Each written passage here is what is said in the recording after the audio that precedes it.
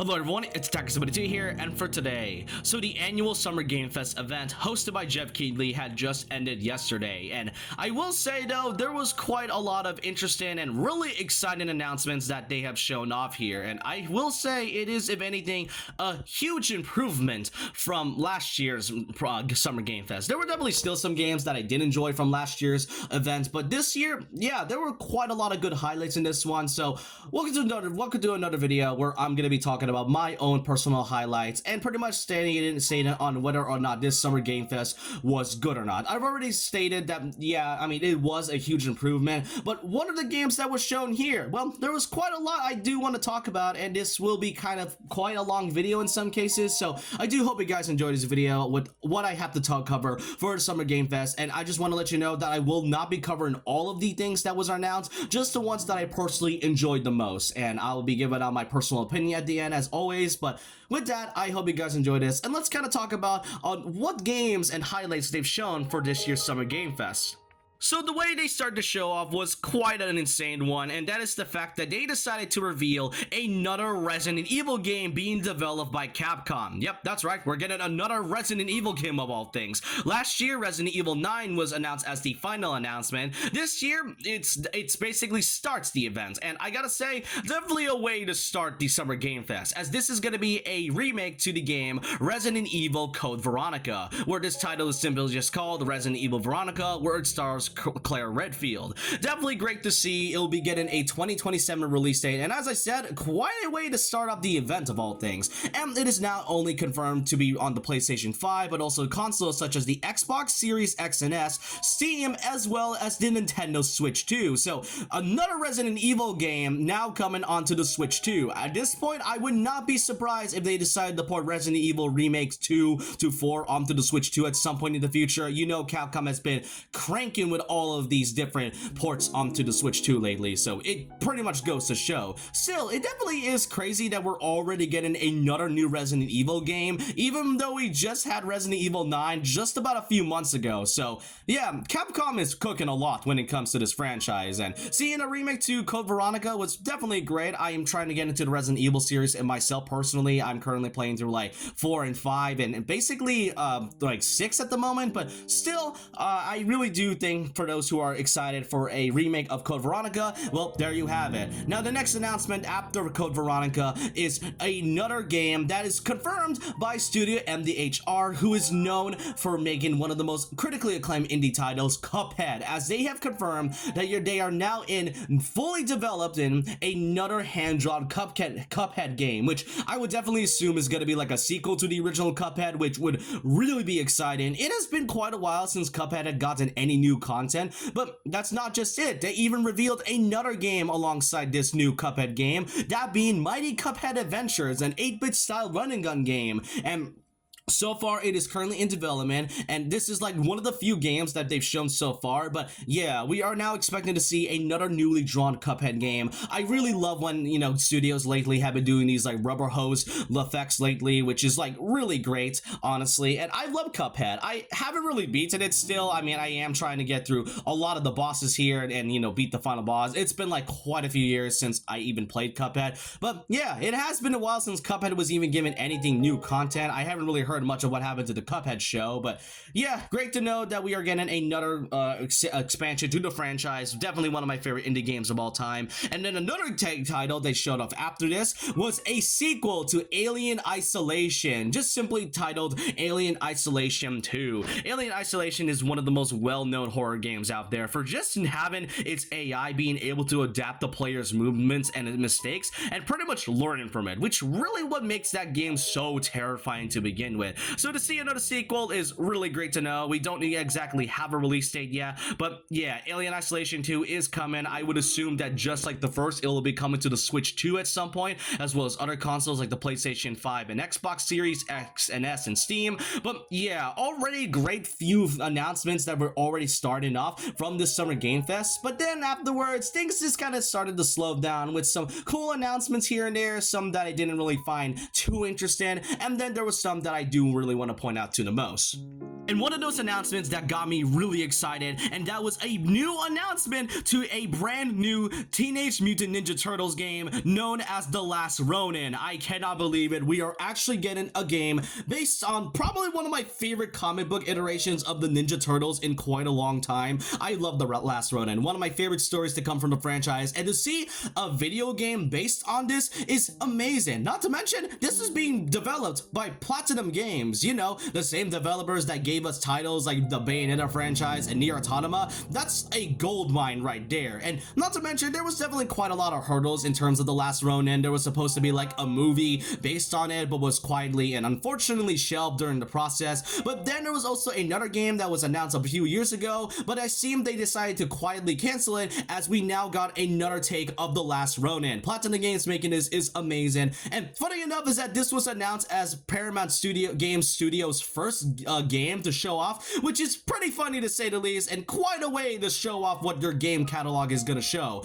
And what I find pretty great about this though is the fact that since Platinum Games is actually not a stranger to the Ninja Turtles, they actually made a previous Ninja Turtles game back in like 2016 for the PlayStation 4, and yeah, seeing that game and then this game right here, yeah, absolute tonal whiplash right here. I'm so glad that The Last Ronin is still getting content. Again, if you have never read this story, I do recommend it. One of my favorite takes on the Ninja Turtles in quite a while. But the next announcement is quite a divisive one, and that is basically Stranger Than Heaven. This game was announced quite a while ago, and this got me interested. I mean, this was being made by RGG, which is like the same studio that brought us the Like a Dragon / Yakuza franchise, and I love Yakuza. It's really great. And Stranger in Heaven is supposed to be like a distant prequel to basically events before the Yakuza. But you see, what I find interesting about this announcement, and what shocked a lot of people definitely, was the cast announcement. I mean, you got cast members like Snoop Dogg, for example, but then at the very end of the announcement and / trailer, they decided to show that Tupac will be in this game. Yeah, Tupac, one of the most well-known rappers in the world. Alright, there's quite a lot to pack in with this one, because the community right now is really divided about this. Rightfully so, to say the least, because on one hand, yeah, Tupac being in a video game of all things is such an insane thing to do, especially when, you know, Tupac, as I said, is one of the most well-known rappers back in like the early 80s and 90s. But on the other hand, I am genuinely kind of worried on how they'll handle this, especially from like how RGG lately has been in hot water in like the last few years. It didn't really help that Yakuza Kiwami 3 existed, and there was a lot of controversies behind that. So seeing Tupac in the game, I mean, as I said, it definitely is great, but I am worried that they likely may not handle this correctly, especially with the whole rise of AI within the last few years and such. And really, it get me interested about Stranger in Heaven, because I do love the Yakuza franchise. I want to see what this story takes place, since it is a prequel, but some have stated that because of Tupac's inclusion and such, especially with this interesting take of it, it does seem that some people may lose interest in the game. I do want to wait for more details until then, because other than that, yeah, I can definitely see why the community is rightfully divided, and so, which is why I find this to be such an interesting highlight to me, because like, yeah, Stranger in Heaven, it looks really amazing, but the casting choice right here, especially with Tupac being in this game, it's definitely mixed at best. Now up next, we got ourselves another announcement by Capcom, this time a DLC expansion for Monster Hunter Wilds. I have been getting into Monster Hunter lately. I recently played Monster Hunter Generations Ultimate a few months ago, and it was quite a fun thing, as this time we are going to be getting a new expansion pack known as Ascendance. And this one right here, I would assume from the way the trailer shows, it mostly takes place in the skies, which looks pretty great. As I said, I've been trying to get into Monster Hunter lately, and I am planning on getting Rise at some point. But yeah, it'll be releasing next year in 2027 as per always. And not just that, it was also confirmed by the official team on Capcom and the Monster Hunter team that we'll also be getting a Switch 2 port of the game in the near future. It is currently in development right now, but will be released as a port in the future. So I guess I was right about a few months ago about Monster Hunter Wilds getting a Switch 2 port at some point, which is really great. As you can see, the Switch 2 as of lately is nothing more than an absolute powerhouse.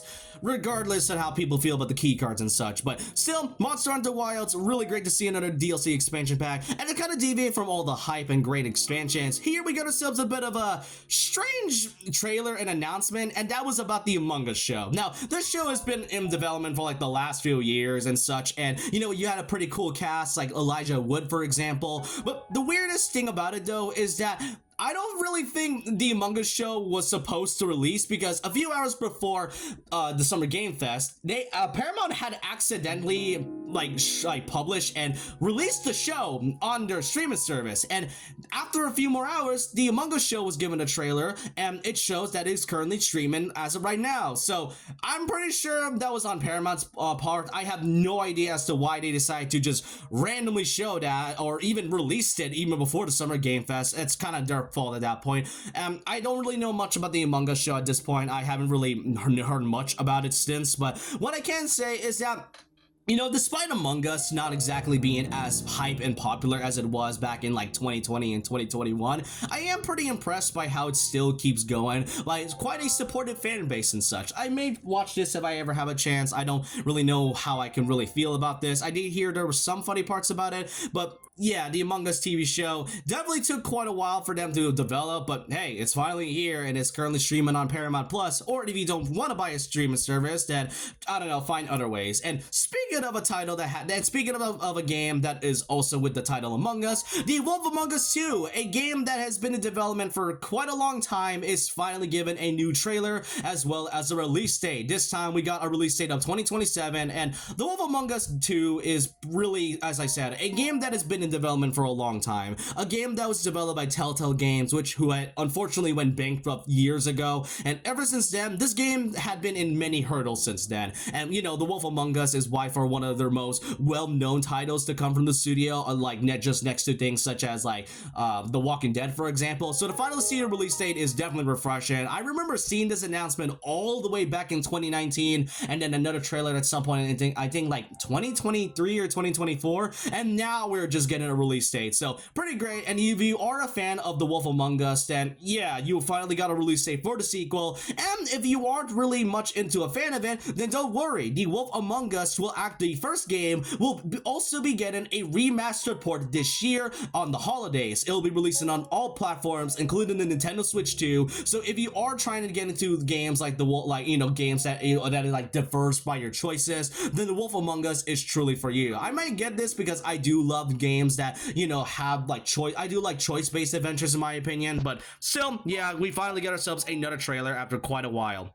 Next up is an announcement from both Sega and Sonic Team, and I already made a video talking about this yesterday, so I will be keeping this brief, but we are now entering year 2 for Sonic Racing Crossworlds. The fun is only just getting started, as we are now entering more franchises that will be added into Crossworlds. We also got a release date for both the Ninja Turtles Mutant Mayhem DLC and the Avatar DLC finally, as well as a glimpse at our next franchises that will be added as part of the second season pass, which includes Godzilla, which, you know, Sonic and Godzilla lately have been collaborating a lot, as well as Evangelion, probably one of the most unexpected series that I'm pretty sure nobody had predicted. And we are now expecting to see 4 more series to be revealed at some point in the future. But yeah, year 2 is already on the way. Though I will give this small tangent here. I am kind of slightly disappointed that there hasn't really been much in terms of the 35th anniversary. Like, we got the Chaotix Case Files, for example, and they are going to be collaborating with Pico Park, which I don't really know much about. And when it comes to a mainline Sonic game, I do hope they at least announce it by probably this year, with like at least a release date of 2027 and 2028 and such. And you know, with this being the 35th anniversary of Sonic, I do want to be at least a bit more patient until Sega and Sonic Team has more to show us. If anything, we already getting like the 4th Sonic movie by next year, so they do have plans. But when it comes to like their mainline titles, then yeah, that's mostly a guaranteed, but we just have to wait it out. But yeah, I was just a bit slightly disappointed by the fact that Sonic Team did not have much to show aside from Crossworlds, which is still hype to me. I just think there could have been more, in my opinion. Now, the next major announcement they showed off was a sequel to Stellar Blade, known as Stellar Blade Blood Rain. Now, I have never really played much about it. I did see a few gameplay clips about it, and it does look great. The gameplay looks sick, the combat is amazing, and of course, I do think the story and the premise of it is pretty interesting. And Stellar Blade lately has been getting into some collabs. I think one of them was in Astrobot, and for example, and seeing mean, a sequel to it, yeah, it definitely was guaranteed. I do like this new premise here. The gameplay looks really amazing in my opinion. But Blood Rain, yeah, if you are a fan of Stellar Blade, then yeah, you got yourself a sequel. I might be planning to get this in the future, but who knows really. But then the next up is another Capcom announcement, and that is the fourth year for Street Fighter 6. Recently, Ingrid as it was released as the last character for year 3, and now we get an announcement of our next 4 characters. And funny enough, almost all of them are actual new characters. It had been quite a while since we've given like new characters for Street Fighter 6. The last one that was added as DLC that was actually a new character was Aki, and that was like the first year of DLC. But of course, the notable one that I know people have talked about the most is the fact that Tifa Lockhart from Final Fantasy VII will be joining as a guest character, making her like the 3rd guest character in Street Fighter 6 of all things after Terry and Mai, which is pretty great. And I know there was quite a lot of divisive opinions about this DLC season, especially when, you know, some were expecting some characters like Vega to return, which yeah, I would have not mind, but personally, I don't really mind having new characters for this one. I do really like some of their designs. Bosch specifically is a character that appeared in the World Tour for Street Fighter 6, so to see him be playable was definitely interesting. But by far, my favorite was Arjun, and I know people were definitely expecting Tifa to be added for Tekken, because that's been like the one character I know people have been asking, you know, the Tekken team to be added, especially when they added, you know, Clyde from Final Fantasy 16 and such. And you know, Tifa being in Street Fighter 6, it's fine. I don't really mind that. Not to mention, Tekken 8 already got like a monster inclusion with the addition of Yujiro from Baki. So I mean, hey, if they're gonna be adding Baki, I feel like it was guaranteed that Tifa was gonna be in some type of you know, like guest character in the form of like Street Fighter of all things. So it was guaranteed. But by far, if anything, all these new characters, I don't mind when it comes to it. It's great and refreshing. And by far, my favorite is definitely Arjun, just because of the lung capacity ability and the story that I read. And honestly, I am curious to see what their moveset is all gonna be about. And now for the final announcement that the Summer Game Fest showed off. Last year, it was Resident Evil 9 Requiem. This year, it is now the long-awaited 3rd entry in the Final Fantasy VII Remake series. Final Fantasy VII Part 3 has now finally been revealed after a few years. Square Enix had finally shown something, and it is now being dubbed as Final Fantasy VII Revelation. This is the 3rd and final entry of the trilogy, and I gotta say, it looks absolutely amazing. The gameplay looks stellar, taking a lot of elements from basically Rebirth. It is going to be adapting a lot of the original story's last act all the way into the final battle, which is really great. The character, we are now able to play as Vincent and Sid finally, since they weren't playable in Rebirth at all. And again, it is actually amazing that we have finally seen the 3rd entry of the series, especially Final Fantasy VII to be exact. And I recently, you know, beaten Remake this year on my PS5. I'm currently going through my playthrough on Rebirth and such, and the craziest part about this is that Revelation will officially be releasing in spring of 2027. Yeah, I'm not gonna lie, I thought I was gonna wait until like 2028 or like 2029, but man, the team behind that were definitely locking in, because Revelation getting a spring 2027 release date is incredible, and it will be releasing on all platforms like the PlayStation 5, Xbox Series X and S, Steam, and especially the Nintendo Switch 2. I mean, it makes sense. Remake and Rebirth were released for the Switch 2 by this year, so getting back-to-back Final Fantasy VII games all at once is incredible. And not to mention, I can't believe it, but we are actually able to see all 3 Final Fantasy VII titles all in the span of 7 years. And that was before Kingdom Hearts 4 or any new information about it. But still, Revelation has now been revealed. By far the best way to end off the Summer Game Fest, and that's really all I want to cover in today. I won't really say much about Revelation. I'll probably cover it in the future. But yeah, the Summer Game Fest, I will say, it was pretty interesting. If anything, I would find this to be a huge improvement from last year. A solid presentation, though I will admit that there were some problems. Well, one of the things that I didn't really mention throughout the entire video was that the Summer Game Fest for some reason had like this really bad audio delay for some reason. Like a lot of the audio was incredibly out of sync, which makes some of these announcements announcements pretty terrible in some cases, and say it can really sound off in some cases. I wouldn't really say terrible, but still. And then there was just some announcements. As I said, I just didn't really feel like there were anything too special, and not to mention they did kind of slow down during the middle of it, with some good ones in between each of them. But overall, I will say that the Summer Game Fest is a solid 7 out of 10. Great announcements, really great final announcement, and I cannot wait. If anything, 2027 from all the games that I've shown right here, yeah, it's a big year for gaming and a lot of gamers right there. So yeah, with that, the Summer Game Fest has now been over. All there's left is just a couple more presentations, and especially the Nintendo Direct and such. But I do hope you guys enjoyed this video, and let me know all your thoughts and opinions down below on how you feel about the Summer Game Fest. Do you guys think this was an improvement? Do you think there were any announcements you were excited for? Which games are you hyped for? Let me know all your thoughts and opinions down below about this in the comment section below. And so with that, leave a like, comment, subscribe, hit the notification bell for more videos, follow my Twitter and Instagram, and I'll see you guys next time. And remember this, once a legend, always a legend.